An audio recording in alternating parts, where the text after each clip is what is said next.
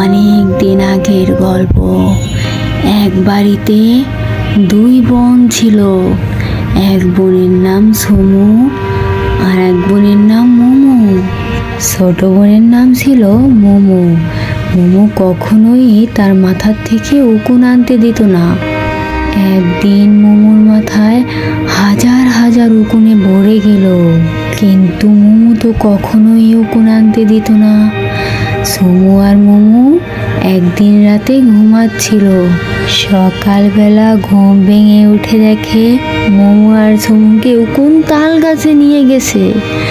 এখন সমু আর মোমো উকুনের সাথে একসাথে বসবাস করে তাল গাছে। এখন বলো তো বন্ধুরা, তোমরাও কি আর মাথার থেকে উকুন আনবে না? তাহলে কিন্তু মোমোর মতো তোমাদেরও তাল গাছে নিয়ে যাবে। আর এই মজার সম্পূর্ণ গল্পটি কিছুদিন পরেই আপলোড দেওয়া হবে। তোমরা কি দেখার জন্য আগ্রহী? এই গল্পটি দেখার জন্য এখনই সাবস্ক্রাইব করে আমাদের সাথে থাকো।